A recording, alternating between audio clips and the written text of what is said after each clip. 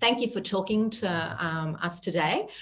So to start off with us, Brett, could you tell us a little about yourself, the position and how the role has evolved over the last 10 years? So I'm originally from St. John's, Newfoundland. I guess right now, as 10 years as a recruiter, I'm considered a veteran, which I don't know if that's really a great word for me, 10 years. But I guess in the recruitment world it is.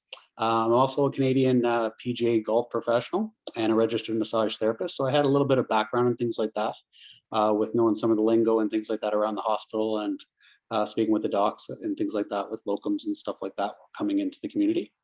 And my passion basically kind of fell in love with the community, and I felt it went really well together with the golf industry just because it is a customer service role, and kind of just took it by the horns and kind of made it my own that way. If you could tell us a little bit about who you report to, what are the contracting arrangements, in particular the sort of the term of the contract, what if it's a deliverables, what are those deliverables? It's managed by a committee. It's comprised of CEO of the town of Marathon, hospital CEO, executive director of the actual clinic itself, as well as an associate physician and the team lead here at the Marathon Family Health Team.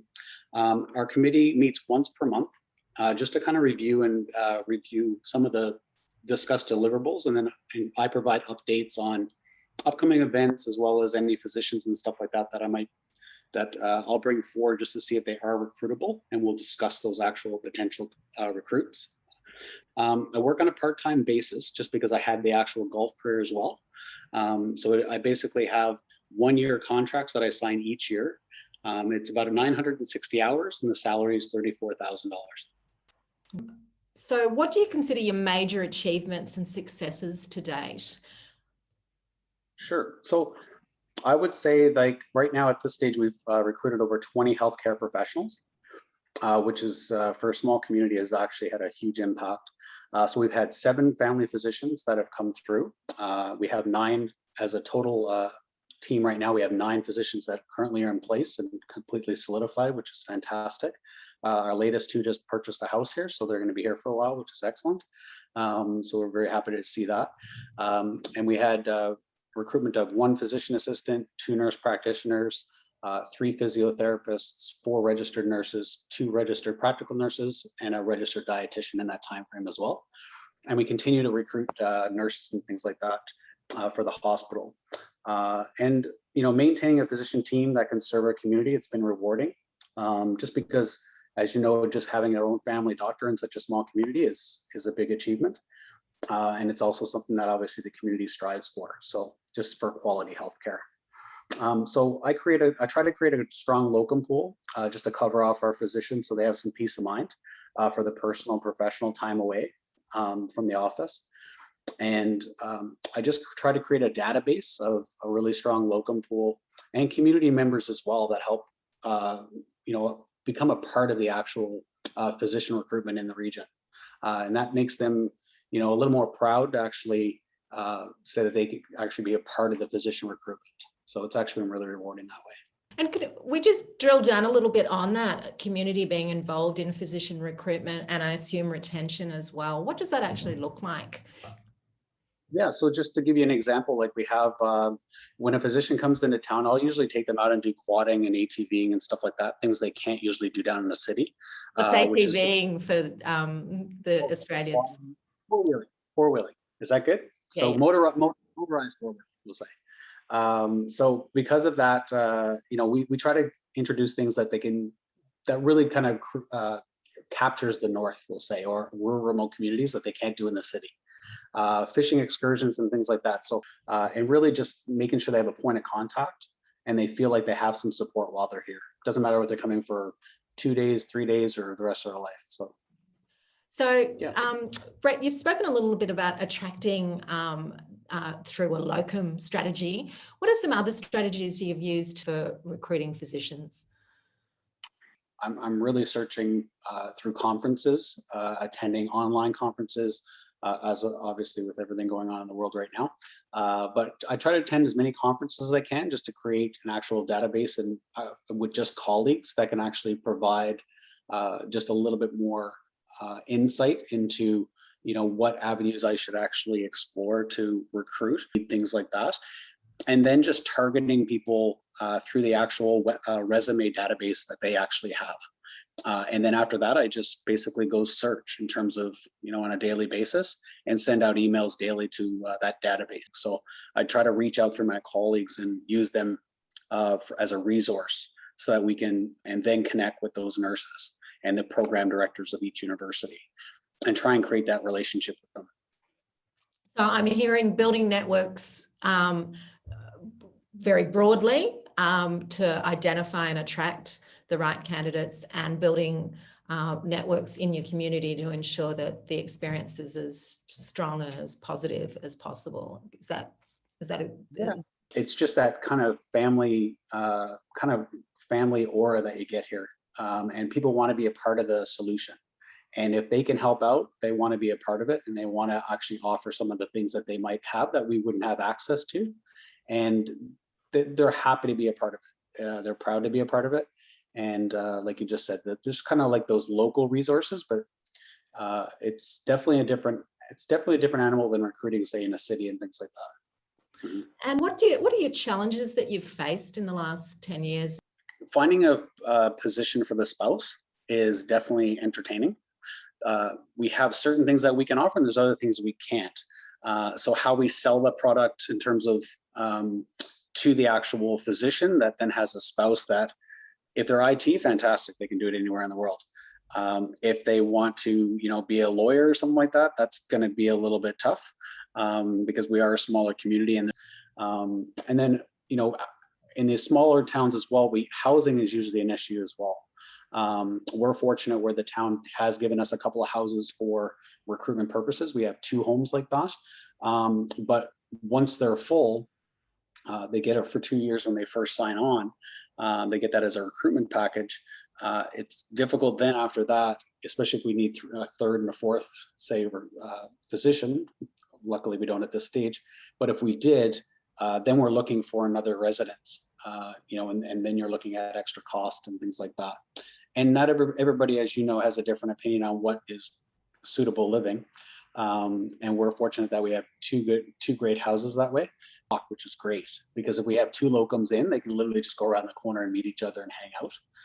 So it's very, very convenient, and it's on one of the, we'll say, higher end streets in Marathon. So the houses are a little bit more updated. So finding that third locum house, we just want to make sure it's comparable to what they're getting, because the word of mouth on that is huge for us. Because if I give someone a hotel room and the other 2 get a fantastic house, then what does it say that I'm giving them? So I have to track down the same suitable accommodation so it's comparable. Right. And does the community help you with that? Yeah, I would say yes, because a lot of times when I'm reaching out for that third, sometimes fourth, because in the summer and stuff like that, when you have 4 docs off and you need 4 locums that come in, we do have a lot of locals that actually own cabins. So they'll actually leave sometimes. They'll go, well, I'm gone for 2 weeks, so if you want to use my house, you can use my house, which is fantastic. So, we obviously we pay them for it, but at least they're open to allowing us to use it. Okay, great. Thanks, Brett. So what do you think the position has had, what impact do you think the position has had for both the health services? So I know that predominantly that's your medical centre and your hospital in Marathon, and for the community at large. Yeah, so obviously with more healthcare workers and access to quality healthcare, obviously it's had a positive impact. A lot of positive comments, and I think just feelings overall of just general decrease in anxiety, just knowing that they can always phone the clinic, book an actual appointment with their family physician. And again, too, even if their family physician is away, they know they're going to be looked after by an actual locum.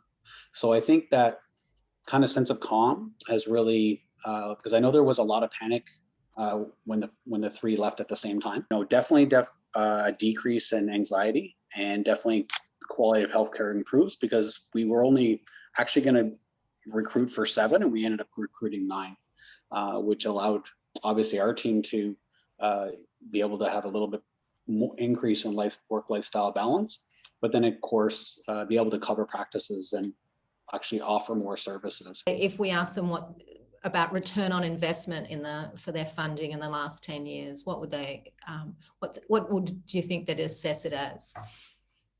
From what I'm hearing, it's mostly that, we're taking care of not only just their workers, but they become their own family as well within those organizations. So their impact, the actual positive impact internally, again, goes back to the peace of mind. Economically, basically the cost benefit kind of contributes to the industry and local retail with the real estate, and getting well-paid professionals settled into the community. Just having that additional too. Obviously, they're spending a little bit more money. They actually bought real estate, actually housing. They're paying taxes now. So from a town perspective, of course, they see it as a revenue generator as well. And then, of course, local business and things like that, because they're shopping here locally. Just to my final question, what are your top tips for other rural communities, particularly ones in Australia, wanting to establish a position like yours? So, I mean, what I've learned probably over the last decade, it sounds longer than 10 years, but is selecting the correct candidate. I mean, that's going to be the biggest thing, and selecting somebody that's going to be the ambassador, recruiter to not only the profession, right, but to your particular community or your country. And establish as many contacts professionally and as local as you can. And that's really just going to really enhance, the speed at which you actually do recruit, and just to create that kind of environment where the physician can literally see themselves living inside that community. Attend as many conferences and events as possible, and just, again, how to learn how to interact with physicians, how they respond to certain questions, what they're learning, what they're actually looking for when they speak to you, so you don't waste their time. And then I think, promoting the health team and community in a positive light at all times, no matter whether you're at work or at home. You want to sell the community. You're always on. I would say you're always on. I mean, that's basically it. You're a representative of not only just the profession, but you're a representative of the community. And when you're traveling and things like that, then you have to respect that and make sure that you handle yourself accordingly. And it's not a 9-to-5 position. I think that's probably one of the things that a lot of people got to just throw that out the window, because everybody obviously works different hours of the day. But it's definitely not an office job. It's definitely not a desk job, and you need to flex your time accordingly, just to allow so you have your own downtime too and your own family time, just so you don't burn out yourself. Yeah. So I think that's probably that's the major tips. And then, of course, we talked about it always, which was, in my opinion, I think you do have to treat it like customer service business. Yeah. Okay. All right. Thank you so much, Brett. We really appreciate your insights today. I hope to speak to you more as this project rolls out. Thank you very much for having me. I hope that it helped, and have a great night. Thank you so much.